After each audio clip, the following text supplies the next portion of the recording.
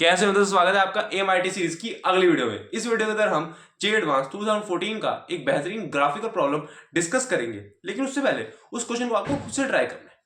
कई लोग graphical problem में फंस जाते हैं और जे एडवांस का पेपर ग्राफ के प्रॉब्लम के बिना अधूरा है। एक दो ग्राफ के प्रॉब्लम हर बार आते ही आते हैं और कई लोग उसमें अंदर फंस भी जाते हैं, लेकिन मैं आपको दिखाऊंगा ग्राफिकल प्रॉब्लम में कैलकुलेशन बहुत कम होती है, इसलिए वो आसान कैटेगरी में आते हैं। उसको बस हमें थोड़ा अप्रोच करना होता है, उसमें सोचने का काम ज्यादा होता है, कैलकुलेशन वगैरह कम होती है।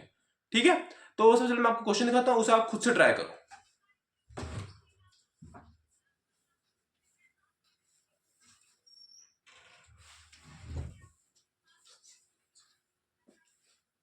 देखो इस क्वेश्चन क्या कह रखा है। A tennis ball is dropped on a horizontal smooth surface, it bounces back to original position after hitting the surface, the force on the ball during the collision is proportional to length of the compression of the ball.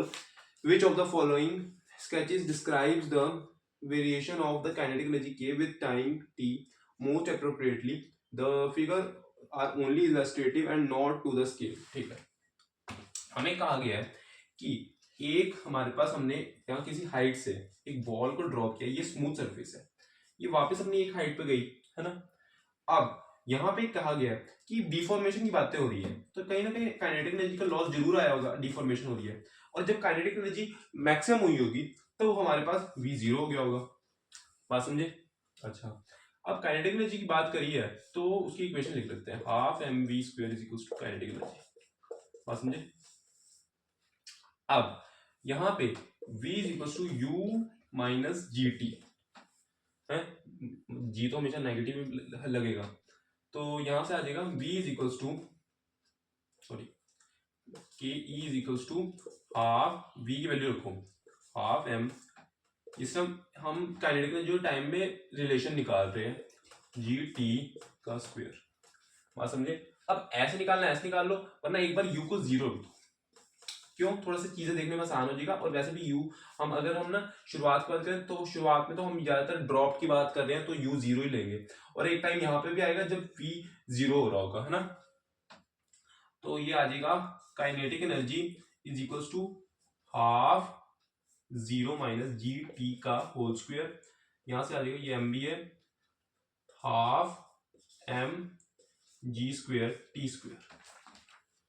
अब ये जो M G square है ये तो पूरा का पूरा constant ही है हाफ एम जी स्क्वायर, तो kinetic energy is directly proportional to T square, ये मैं कह सकता हूँ, बिल्कुल कह सकता हूँ।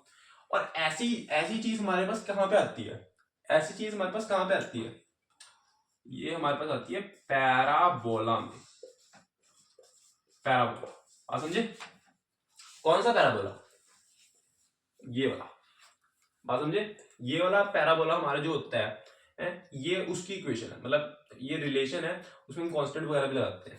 ठीक है, अच्छा, अब यानी कि अब यहाँ पे हमें सिर्फ शेप देखनी है, हमें कोई एग्जैक्ट ग्राफ नहीं बताना, हमें ऑप्शन से चलना है, हमें एक शेप जैसी दिखेगी हम टिक कर देंगे, लेकिन वो भी देख के करना पड़ेगा सारे पॉइंट सही हो। अब देखो जैसे कि इसमें मुझे पैराबोला वाले दो ऑप्शंस दिख रहे हैं, मतलब सेम शेप वाले दो ऑप्शंस दिख रहे हैं, बी और सी। अब इसमें डिफरेंशिएट कैसे करेंगे? देखो मुझे पता है कहीं में को डाउट आ रहा होगा, समझो कैसे करेंगे।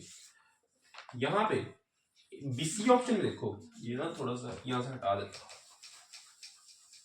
यहां से हटा देता, ये हमारे पास कुछ ऐसा सा ग्राफ है, देख लो एक बार, है काइनेटिक एनर्जी वर्सेस टाइम। ये कह रहे हैं कि एक टाइम ऐसा आया है कुछ टाइम के लिए हमारी काइनेटिक एनर्जी कांस्टेंट होगी, काइनेटिक एनर्जी कांस्टेंट होगी, लेकिन ऐसा नहीं होगा। बात समझो, जब जब हमारे पास हमारी बॉल यहाँ टकराई होगी, यहाँ पे जब बॉल टकराई होगी इसमें डिफॉर्मेशन आई होगी और काइनेटिक एनर्जी का लॉस हुआ होगा, काइनेटिक एनर्जी का लॉस हुआ होगा, तो कहीं ना कहीं इसके अंदर काइनेटिक एनर्जी का जब लॉस हुआ होगा, इसमें डिफॉर्मेशन आई, काइनेटिक एनर्जी का लॉस हुआ, तो v जीरो हो गया होगा, v जीरो हो गया होगा, v जीरो हो गया होगा। इसका मतलब काइनेटिक एनर्जी एक टाइम ऐसा आया है कि जीरो हो गई है काइनेटिक एनर्जी का जीरो हो गई है, तो यहाँ पे कांस्टेंट नहीं होगी, जीरो होगी, यानी कि सी ऑप्शन गलत है। वो कह रहा है कि एक टाइम बीच में ऐसा आया है कि काइनेटिक एनर्जी कांस्टेंट हो गई, लेकिन ऐसा नहीं हुआ हमारा, लेकिन ऐसा जरूर हुआ है कि एक टाइम ऐसा आया बीच में काइनेटिक एनर्जी जीरो हो गई है, तो हमारा ऐसा सा ग्राफ कुछ बनेगा, काइनेटिक एनर्जी काइनेटिक एनर्जी और टाइम का। बात समझे?